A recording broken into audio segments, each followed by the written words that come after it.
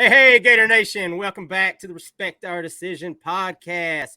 This is our Raw reaction episode on a victory Sunday after the Gators defeated Texas A&M on the road in College Station. As always, guys, with me is the man Mike. What's going on? And the hype man Wes. What's good? Real quick, Gator Nation, make sure you go ahead, check us out wherever you get your podcast from. Available on all major platforms. Go ahead and check out our YouTube channel. As always, please respect our decision. Subscribe to the channel. Give a like to the video. Drop us a comment. And as always, guys, if you'd like to support us as creators, check us out on Patreon. Respect our decision. Each and every dollar that we make from Patreon, we put back into the show. I want to give a shout out to Just Martin for being our latest Patreon. Thank you so much for the support. And as always, guys, please make sure you check out our sponsor, Camwood Supplements, at camwoodsupplements.com. Use code RESPECT for 20%. Get 20% off your first order. But with that being said, guys, we're going to jump right into it, man. It's good to talk about a victory, and we're going to start it off. Our man Mike went halfway across the country to jump into the trenches. Mike, what was it like in that weird environment over there at College Station amongst the cadets? Well, the city of Houston sucks. It's massive, and the roads are terrible. There's nothing to do. I just highly suggest not ever going. All right, so that College Station, it was really cold. I wasn't expecting that. When I saw the natives wearing 3/4 zips and jeans, I knew when I was in shorts and polo because my dumbass looked up Houston weather. So I was struggling for a little bit, but it did warm up finally.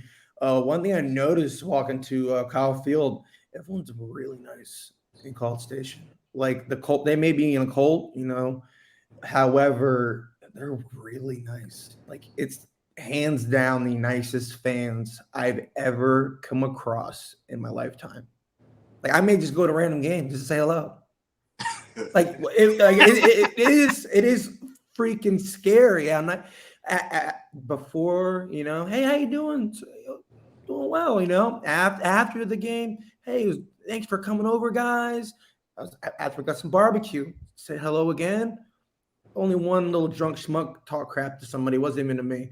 But it was even I was talking plenty of crap, obviously, and then just it's pleasant folk out there, I'm like, it's so nice.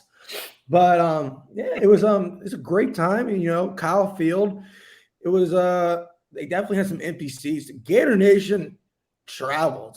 There was obviously your Gator section down below, like near the band, but there was one up on the second level as well.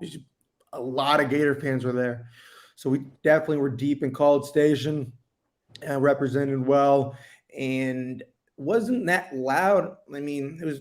Neyland seemed a little louder, and this is definitely a better stadium than Neyland because Neyland's an absolute pit of misery. But overall, it was a great experience.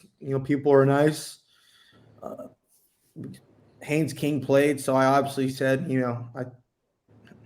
Haynes King's bad at football, and I may or may not have said about 28 times, "Money does not buy happiness," and screamed that at the top of my lungs, which did not get a good feedback. But, it's true. They're about $90 million deep in Jimbo. So, but I do notice, like I said, it's they're very nice. They don't get mad about it. So, like, they like even like, what do you think about Jimbo? Like, I like you talk about Mullen, last year, we'd get pissed. They're like, yeah, maybe. I'm like, it's odd. It truly is. But definitely never argue with them on Twitter. I guess they're just so nice. I got nothing. I have nothing bad to say. And you were probably looking for it. I won't go that far. Let's simmer down. The shorts, man, they keep him at bay. They're like, he's a pleasant guy. He's got good credit, So, but no, definitely a great time. But. Yeah, definitely wear crappy shoes because I'm pretty sure that they don't. It's a mud pit. It's absolutely disgusting. Real quick, can we get a review on Cooper's Old Time Barbecue? Yeah, it's all right. decent looking spread you had. No, I mean, well, listen, buddy, friend of the show, Justin Martin and Cam. I went with them. They absolutely loved it. The brisket, way too salty for my liking, but they loved it. Great sides, very packed. The ribs were great. Just the brisket was just too salty, but overall, phenomenal spread. And I was happy. Happy when I'm going there. Just a little pricey for the selection. All right. Well, there you go. If you're ever out there, Cooper Old Time Barbecue looked like a good spread, but a little pricey. So there you have it. Free publicity out here. All right, guys. Let's Won't happen again. Most of our viewers are all in the state of Florida. We'll be all right. Let's talk about the game for a minute, man. Definitely a tale of two halves. Especially on the defensive side of the ball, but we'll jump right into it. Wes, why don't you go first today, man? Give us some thoughts on the game. First, I'm gonna let Mike go first because I think I might have to go behind him and might pause, bro. Relax, bro. Jesus Christ. I just want to hear your response before I after. All right. I didn't know if the audience could take Mike talking so long for so much time, but we'll let him go. Yeah, go ahead, Mike. So what's the question? Sorry. Give your thoughts on the game, man. Your reaction. Yeah, no, it was I love that we're in the ball. Had a total of what do you got here? Let's say 50 rushes here. Between Ricky, AR, and the two running backs. I love the fact that we utilized two running backs. We didn't really mess around with Naquan or Lingard at all. Especially with the stats. Got Montreal finishing with 22 carries, 100 yards, 4.5 a carry, and a touchdown. And Wes's boy, Trevor Etienne, I'm pretty sure I sat right next to his uncle, nice guy, 17 carries for 80 yards for 4.7 yards a carry. So definitely just took them to really take advantage of the ground game, and also AR had some nice runs as well. Lastly, just to the defense, we got lucky. We faced our second string quarterback, capitalized on it. They obviously have some weapons on offense, especially with their running back and Evans Stewart, who can make play after play. However, Haynes King's bad at football, and we put him in a position to beat us, which he can't. So he's I would like to, before we get in too deep into this, just leave it at that. Defense stepped up, made plays when needed to be made. All right, Wes. Yeah. He didn't leave you in the position I think you were waiting on. Yeah, he didn't. The game it got nervous for me in the first half. I thought it was going to be a shootout. I know the scores we predicted was, my score was nowhere near what I thought the game was going to be like. Especially in the first half, I was like, we about to be in the shootout because it felt like the same old thing. But then the second half, Tony and the Gators, they turned around, made some key plays.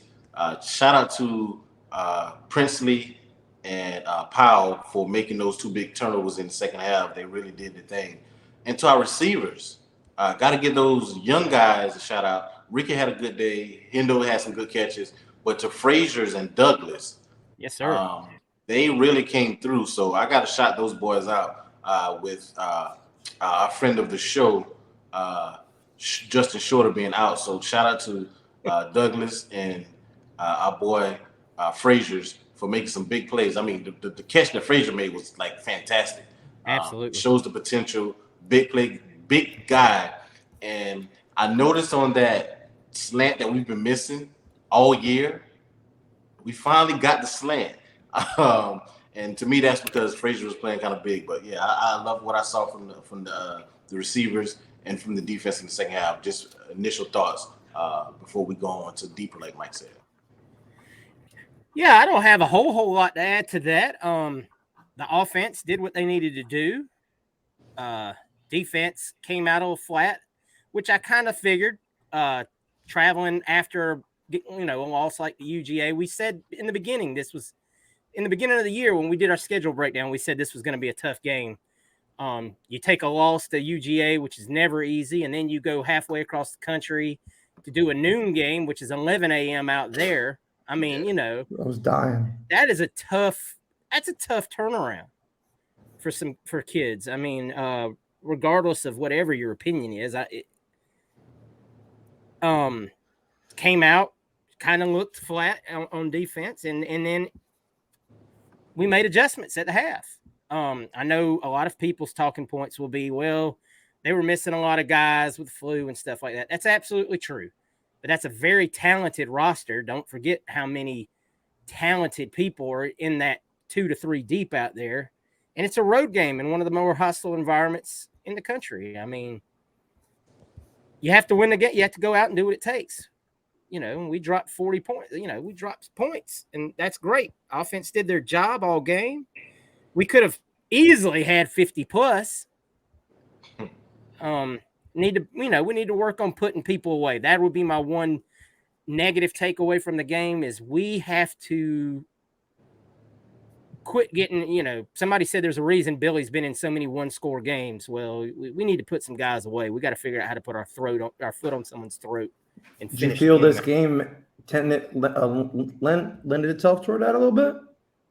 Maybe not, maybe 100%, but it kind of I felt like that. We should have dropped 50. We should have had. Used to. We had the opportunity to have 50 after some of those late turnovers to really put the game away, and I don't feel like we did. You know, with the missed field goal and then the going for it on fourth. Even before that, the missed field goal, Ricky dropped the ball in the end zone. I mean, you know, things just, you know, it didn't go our way all the way. We could have had a few things like that would have just put the game away, but ultimately we got the dub on the road in the SEC. That's what matters. That's what, you know, history will remember. They won't remember people having the flu or anything like that. So I think we all would have said at the beginning of the year, we would have taken that W no matter how we could have got it. Texas A&M on the road. I don't care what. I didn't see who started at quarterback in that game. What? It's not my problem. It's not my problem. It wasn't his first start. Exactly. He almost beat Bama. Times. Yeah. At Bama. There you go. All right, guys. Let's hit on what we mentioned in our previous show, the pick six that we do every week. Let's look at our points from the pick six. In the first part, what do the Gators need to do to beat Texas A&M? Wes, win in the trenches. Ooh, I feel like we did that, Wes. Do you feel pretty good about what we did in the trenches?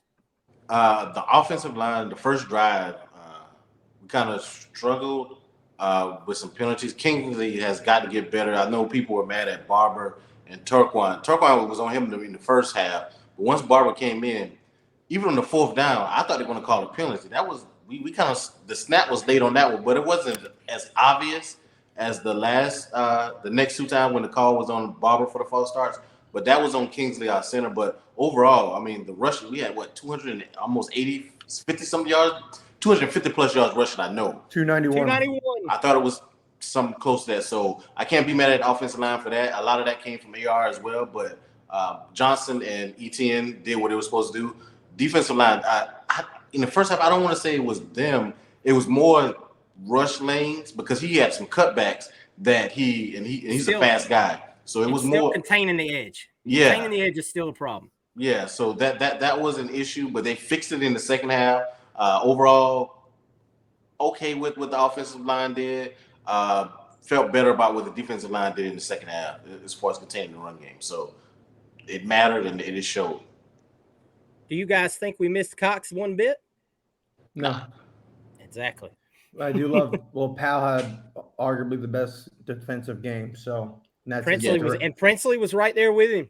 Yeah, he had I think on the game announcement, they said he had 30-something people from his family there, and he showed out in front of his family. Princely and Powell both were very noticeable and were brought up during the broadcast multiple times. Yep. Mike, my bad. And now, this is for Wes. So we actually outperformed their rankings in terms of the trenches. So on rush yards, they're 126.1, and I mean pretty much held them in check at 134, but their main rusher had 122, so pretty much on par. Nothing egregious, especially given our D line, lack of depth there, and their defense is giving up 220 yards rushing, and we had a total of 291. And their running back got 65 on his first carry. Yeah, so I was about to say that. I think the majority of that came in the first half. So yeah. Oh no, he did nothing in the second half. Mm-hmm. He did not get almost any rushing yard. He had over 100 at the half.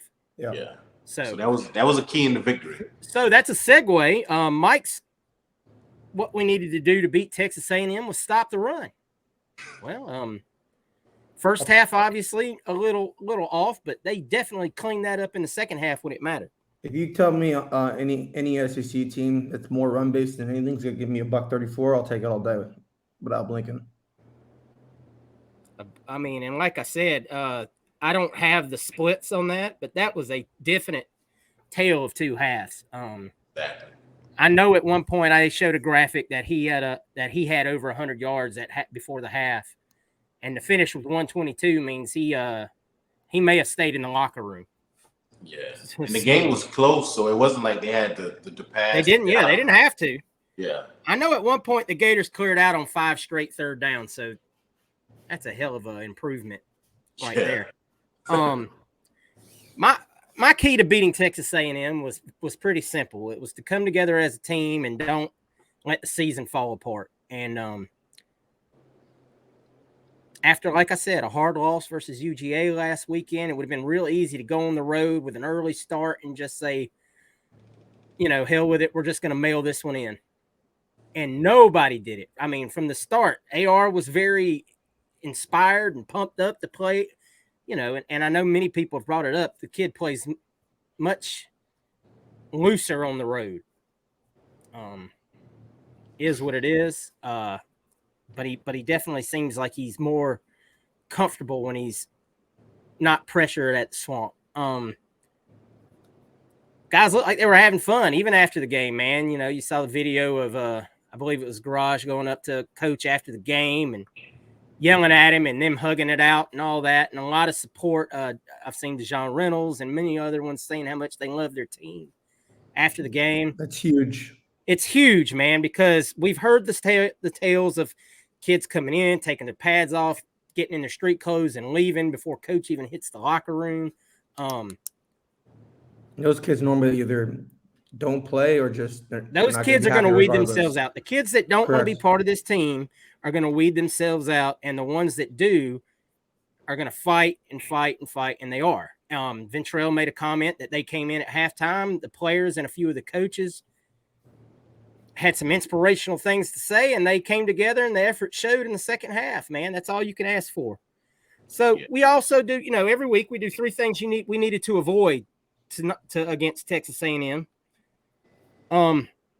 Mike's was no turnovers, because turnovers would keep the crowd in the game. 3 straight games with no turnovers for AR. I'll take it. Man, running backs, 50 carries, no turnovers. I mean, obviously AR is added into that, but Gators are playing clean football right now, man. I mean, knock on wood. Yeah, no, big time. But seriously, I mean, that was one of our early things. If you have that effort versus, say, Kentucky, that's a win. So, yep, Mike's having flashbacks.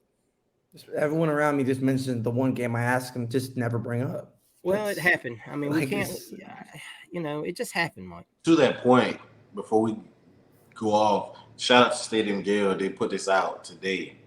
AR in his last 3 games, 835 total yards, 9 touchdowns, 0 interceptions. So that's 835 in the last 3 games with 9 touchdowns. So you can win like that. He's getting better and better. You can win like that. As long as you're not turning it over, you're in plus territory already. And he's making the most. He's running the ball now, and that I think that helps tremendously. He's running with confidence, I guess I should add, not just looking like he can't decide. Wes, your point to avoid was to make another quarterback look a Heisman winner. That was a tale of 2 quarters as well. Boy, I was going to be really upset if we made Haynes King look like a Heisman winner. Yeah, man. At first, we thought it was gonna be Connor Wingman, the freshman, but I it was, foresaw this, by the way. Oh, is that why you said that? That is I'm- why you I'm- said that. Wow. I'm Clairvoyant Mike. just glad I so it could was help. good to see Haynes look like a pair of drawers. He was to his name, so he was. You are very, an RG3 fan for sure. Yeah, You that's just why I got stole that the man's from. line. So it was good to see that, we didn't make another quarterback. And I think we played better and I think I rushed, I guess any team in the NFL, whether college or NFL, it's hard to play a mobile quarterback. And I feel like our better games will come against those quarterbacks who we don't have to worry about getting outside the pocket. So, and again, big shout out to Powell and Princely for putting pressure on, because when you do that, it kind of all works together. I'm pretty glad I wasn't near. Well, I hope I wasn't near Haynes King's family. And if I do, I somewhat apologize. But it was anti Haynes King rhetoric being thrown out there. But that fan base knows he's bad because they literally look back. They're like, I know. Before I move on to mine, it's I tell you right now, guys, Stewart is as advertised. Whatever, curse Dan Mullen for the 457th time in the history of this show for not doing whatever it took to bring that kid to Gainesville. Not that it probably would have mattered with the coaching change, but at least we would have had a chance to talk to the freaking kid. God, he's every bit as advertised. He's going to be trouble for 2 more years. Glad we're done with him. Yeah, no doubt. My point to avoid was, in relation to my first point, was not to have a mental letdown, and they didn't. They came out ready to play. Came out like a little flat because I believe of the time of the game and everything, and being on the road. I think that always every team goes through that, but big touchdown right before the half for Texas A&M to take that lead, very similar to how the Tennessee game went. And we came out better for it in the second half. So we've said it over and over again. Mike makes this point week in, week out. These guys fight, man.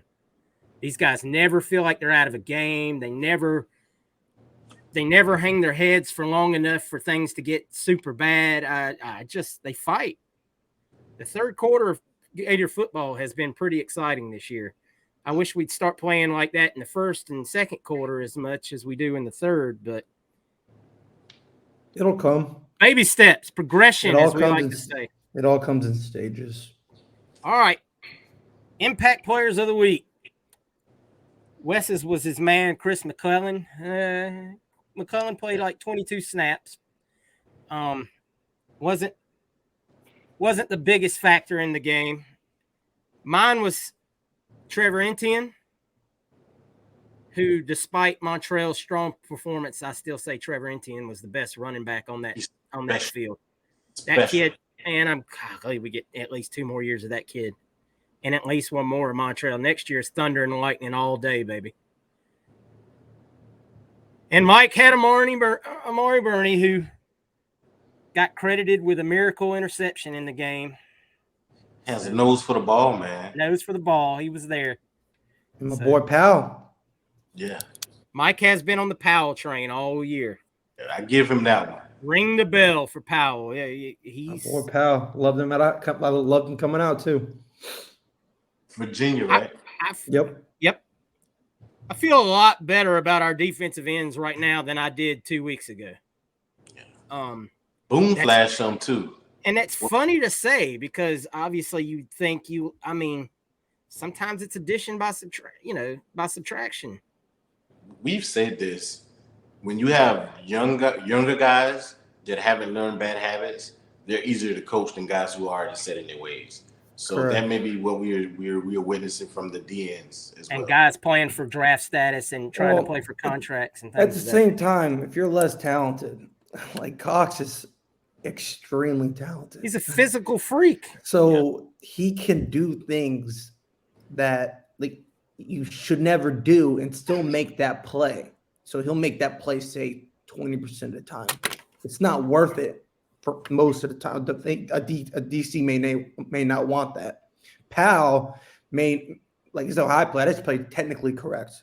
So I may not make that wow play, but I'll keep contained. You know what I mean? I won't get as many sacks, maybe, or QB pressures, but I'll keep contained. So it's all about how the defense is as well. But I like how Powell is, as a complete player. Very solid. Yeah, they just played solid football. Now, like I said, there was a couple of times, especially in the first half, the long 65-yard run and then the touchdown run that A&M had, where containment was lost on the end again. But it was better overall. So instead of seeing that kind of counterplay run at us over and over and over again, we adjusted. And so that's what you want to see, man. Like we said all year, progression. Learn from your mistakes, correct them, and get better.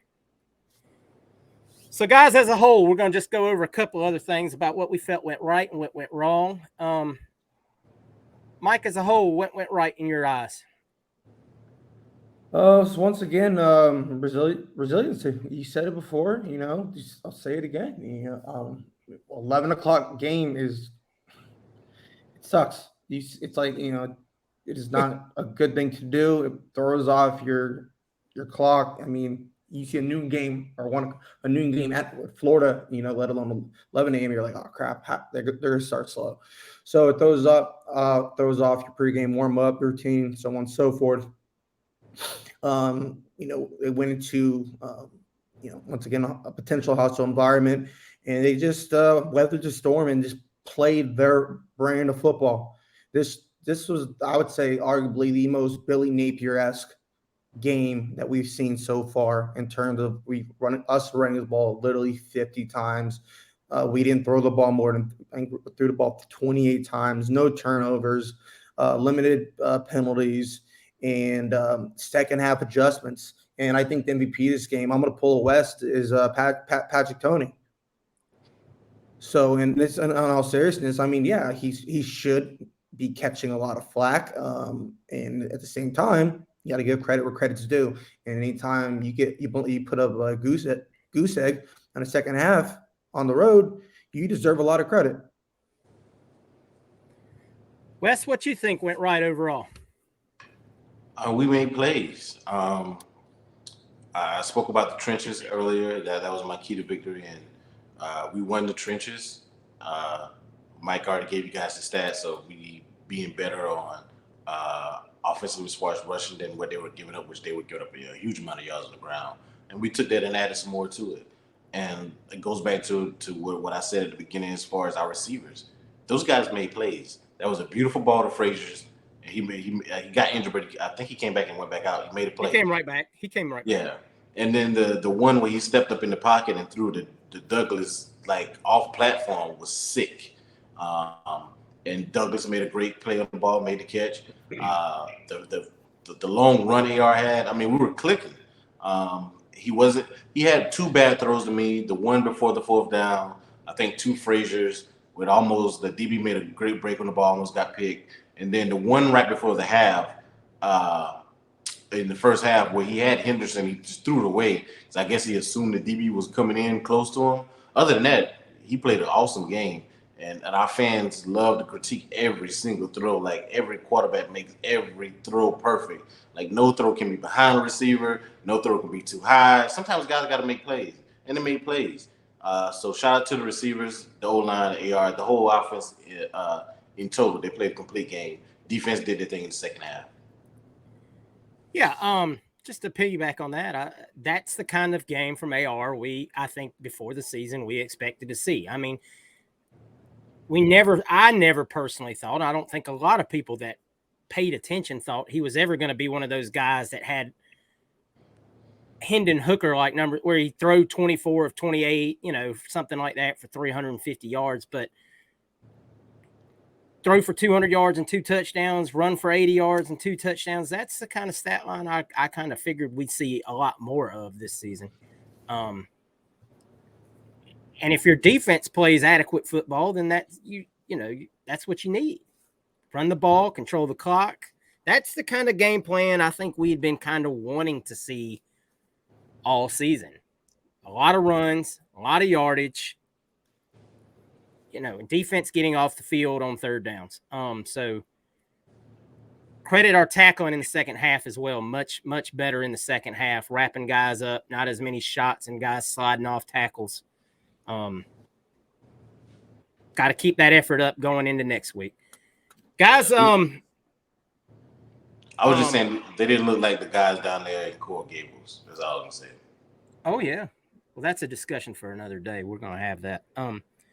Wes, what do you think went wrong? What were some things that we could definitely improve on? Playing a complete game, not missing any field goals. You mentioned this earlier, so I might be stealing your point here.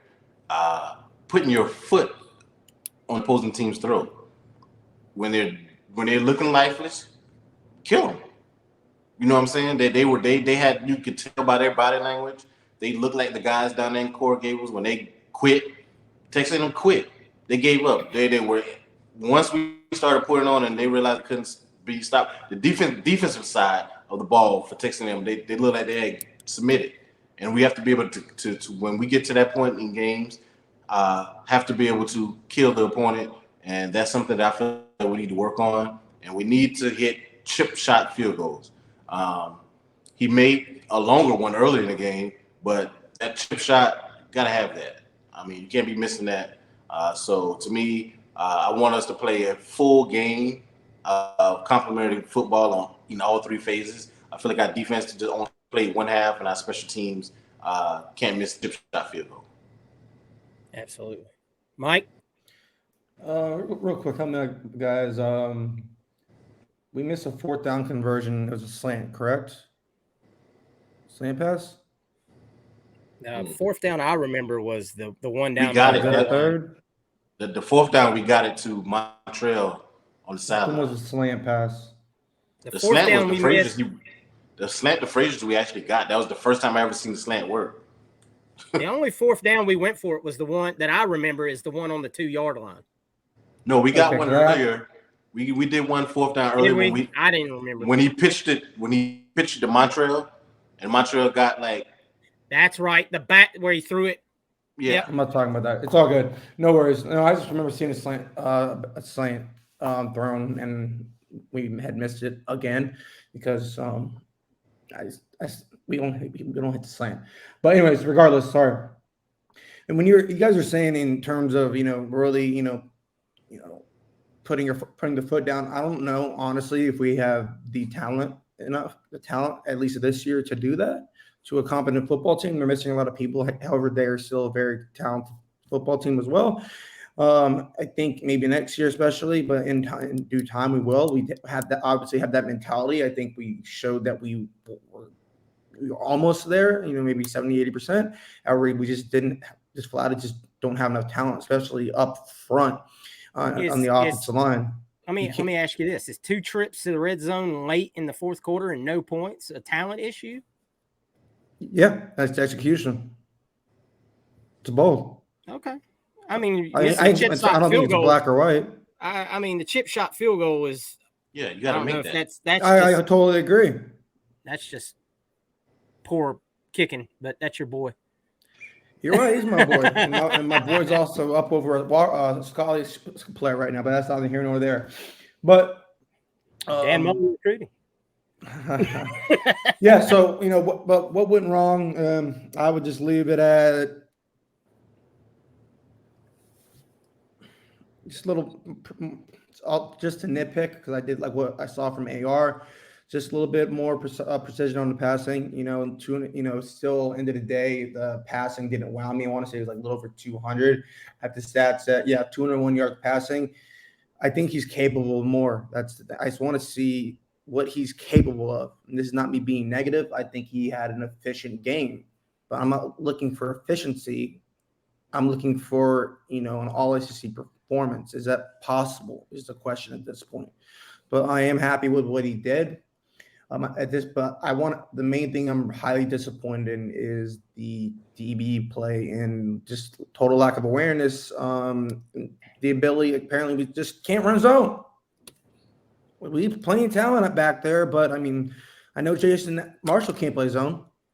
I'm just seeing it throughout. I mean, I have a different angle at the stadium. You guys playing, watching TV have you can obviously see, a lot more up close. But I'm just seeing this like these DBs. Just like what are you seeing? Why aren't you? There's no one in your zone. Come up on the play, and this is not happening. It's happened throughout the season. We have not. That is one area we have not progressed. If anything, we have regressed. So that's the main knock I've seen. Let me piggyback on that too, because where did our game plan that we used against UGA go?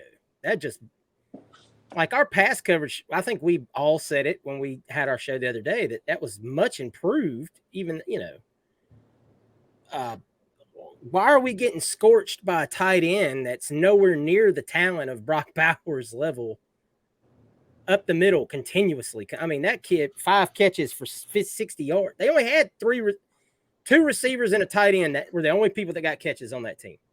And no, Muhammad did well. Yeah, that's Muhammad. what I'm saying. Trust me, I heard a lot of mooses. Two receivers, Muhammad, Stewart, and then the tight end, Wright, had all their receptions.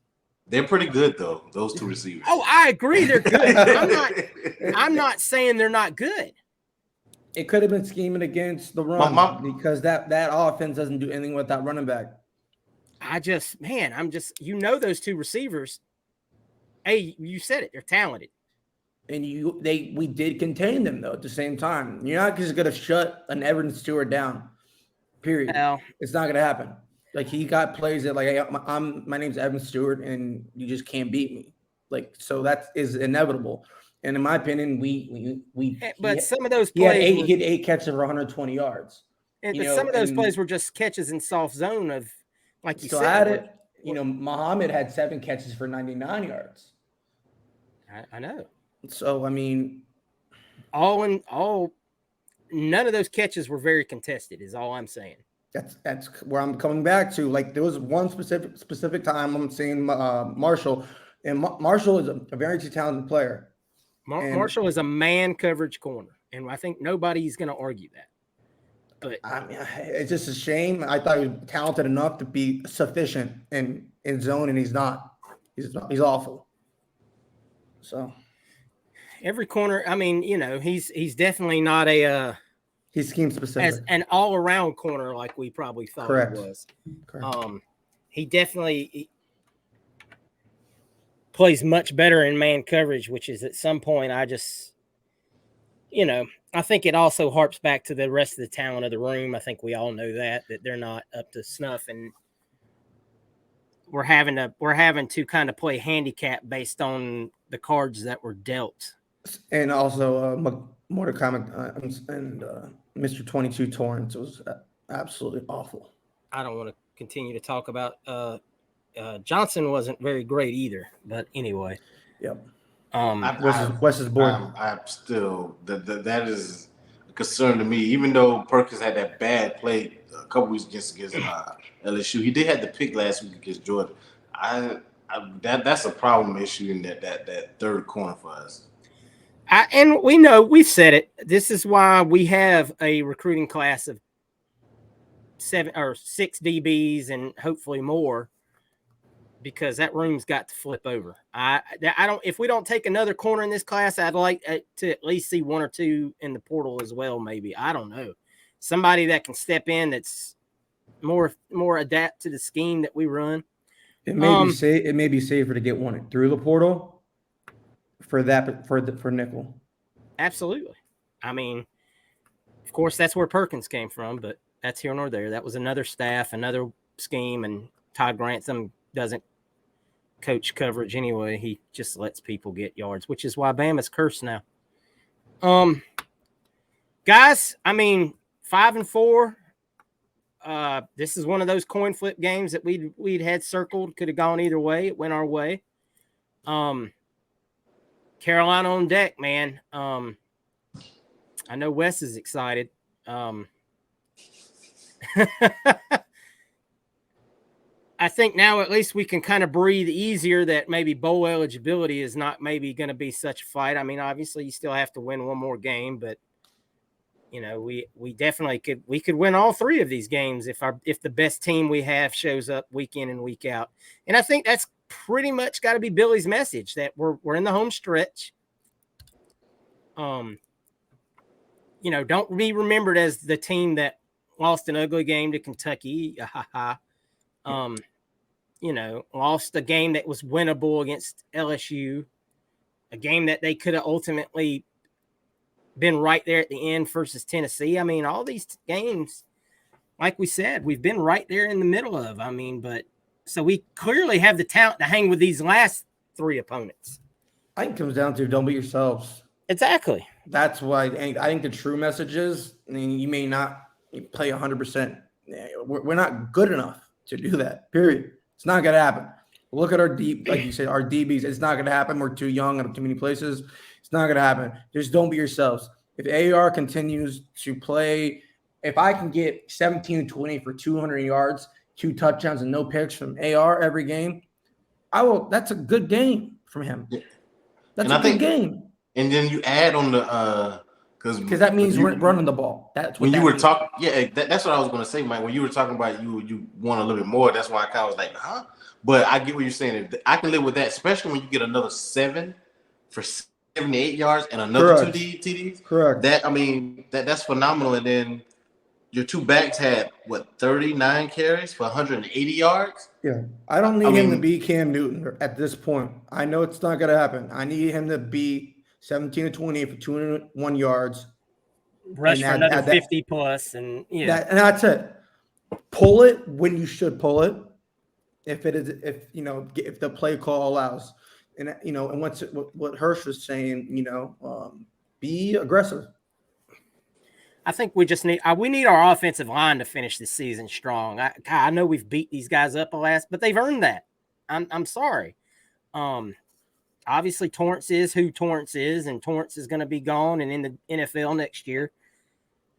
But those other 4 guys ain't nothing promised for any of those guys. They've got to earn their paycheck, so to speak. And this is the stretch, man. This is the final stretch. You go up against South Carolina, man.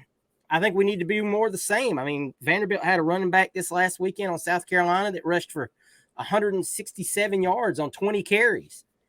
And we absolutely know that kid ain't in the same talent box as Johnson and Etienne. I mean, we should gouge these boys if we stick to the plan. And go ahead, my bad.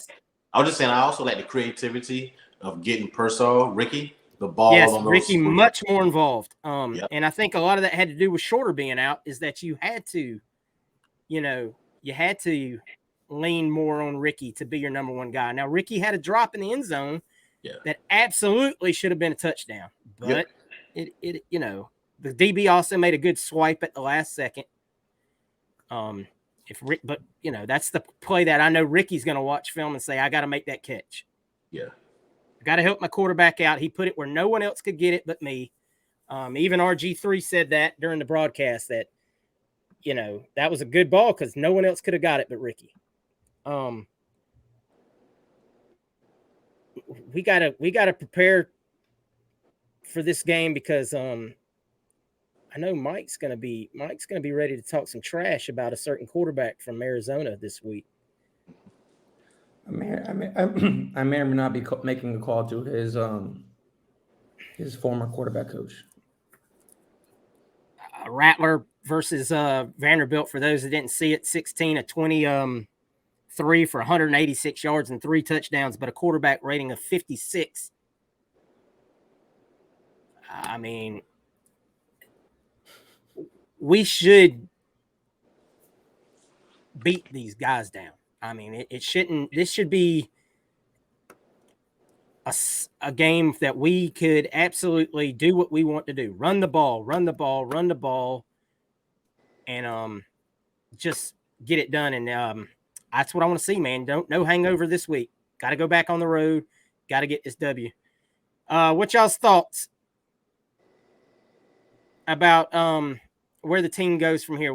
As far as how we finish out, let's just get your quick thoughts on how we think we might run this last 3 games.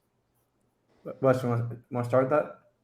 Yeah, no problem. I feel South Carolina at home is winnable. They're a bad football team. Offensively, they struggle a lot. pretty okay defense, but you just put out the stats what Vanderbilt did against them. Even though Vanderbilt is a little bit better than last year's Vanderbilt team, but they're bad. They're bad off. Spencer Rattler said it because I'm here in South Carolina. Said we don't have an identity on offense. Their best player, Jakeem Bell, they don't know how to use. And that's the tight end. I know Mike will dig into him coming this week, but they don't have an identity on offense, and we should beat them. Of course, we should beat Vandy, and I'm looking forward to the game in Tallahassee. So I think that'll be more to give them a little credit. They're looking to close just like we're looking to close. They're trying to go 9-3. So hopefully we take care of South Carolina. We should beat Vanderbilt, and then that stupid Friday night game against in Tallahassee would be good. Mike, what you think? I think Michael is going to continue his what's it called, predictions, just knowing ball. Oh, and I said 8 wins, and we're going to finish with 8 wins. I thought you said it's between 6 and 10. Mike said 6. And then I needed a final one, and I said 8. Pull the recording. It's up there. It's there. It's there. Wins. I know what he's talking about. I was joking, man. You kept all the thing I keep hearing is between 6 and 10. Because that's what I said. People wanted a specific number. I gave it to them. Here's the thing. I can help that I'm quite familiar with the football team and the game of football, and it's going to wind up with 8 wins. These next 2 games, Florida football should be Florida football and absolutely out-talent these next 2 teams without that shadow of a doubt. Correct. The FSU game, rivalry game on a weird-ass time, Friday night. FSU is going to be riding a wave of momentum coming to that because the schedule's pretty simple heading in. And they're playing competent football. I'll give them that. Absolutely. Right now, they're playing competent football. Credit to Mike Norvell signing to a lifetime contract now. This is the time, Rising Spear, to make it happen for Mike Norvell. No, every nickel counts. that'll be a dogfight. I bet we score more than 3 points. It is what it is. They lost to Clemson. Clemson is not good either. So, boy, I tell you what, we'll talk about that on next week's show. Guys, let's just go ahead and wrap it up.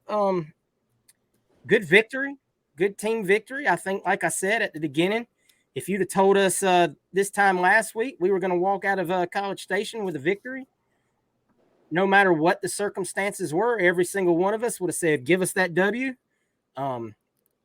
History doesn't remember the reasons why a team lost. There is no flu game for Haynes King and company. So, just a good victory, and that's all that matters at the end of the day. So, y'all got anything y'all want to add real quick before we get out of here, Mike? Yeah, this once again, just make sure you check in case you missed it. That's definitely some pretty good content, from Mike in the Trenches. Mike definitely does a good job of showing you around in the various places he goes. Yeah, I definitely try to, if it's obviously inside a stadium, but pictures of the outside, Top Golf. Yeah, hey, top golf. Hey, listen, the swing speed, it's there. I think the shorts were containing you a little bit. Never, man. I wasn't restricted at all. Okay, for any of you that wear cargo. Mike does a great job with the In the Trenches content. Like I said, showing around what the average fan could do or see on a trip to said stadium. Or yeah, and if I'm ever there, guys, let me know. I don't mind, asking, going to do a certain thing or hanging out in tailgates, whatever. I kind of find my way to a lot of different areas and get invited to drinks and stuff. And yeah, so no, just be sure to check it out. It's for you guys as well. Absolutely. And end of the day, just always remember, Bateman got us. Bateman got us. Wes, anything you want to add? Nah, just go Gators. Nah. Thank you guys for all the support. We appreciate you, man. Really, really, really hoping we can finish strong this I'm not now. I'm not looking at 6-6. Now I want all 3 wins. Yes, sir. What 8 record and 5 did is there. What record does that give us? Oh God. All right, I'm sorry. You don't have to answer that. 8 and 5 is right there, and I think if anybody in Gator 8-4. Nation said 8 and 4, I apologize. I can't do basic math. Son of a math teacher, it's bad. I think we all would have taken the chance to have an 8 and 4 season. Once again, the team has to finish. I mean, we can sit here and speculate on it all we want. Just can't let down, man. Like I said, that's got to be Billy's message. Is it's right there for y'all to take, but y'all have to go out there and do the work, and it's there. So. And it's also some SEC wins. Like finally. Yeah, finally. Absolutely. I meant to actually pay bring that attention, up. huh? I'm glad you did. And that's why I said it's a win in the SEC. I'm not taking it for granted. You went on the road in the SEC and got a victory. I don't care how you do it. I don't care if you had to Nancy Kerrigan the whole team. At the end of the day, just get you that W. Allegedly. But the video, never mind. Anyway, guys, thank you so much, as always, for checking in with us. As always, we're available on all your major podcasting platforms. And you may please be sure to go check out our YouTube videos on YouTube. Respect Our Decision. Subscribe to the channel. Hit the notification bell so you get a notification every time we upload new content. Make sure you like every video and leave us a comment. You know, saying whatever you want to say. Say I hate you guys, love you guys. Quit rambling so much. Whatever's on your mind, man. We need to know. We want to know what y'all think. And as always, guys, you can support us as creators by visiting our Patreon. Respect Our Decision. As I've always said, each and every dollar we make goes right back into the show so that we can continue to make better content. Because, as you might know, if you're not getting better, Mike, you're getting worse. That's right. Podcasts are so much fun after the win. You ain't kidding, man. Whew. It's not as much to talk about when you win. That's crazy. It's like you're not ticked off and critiquing everything you see as much. We thank you, Gator Nation. We love y'all. Thanks for all your support. And we will see you Thursday morning. Go Gators. Okay. Go Gators.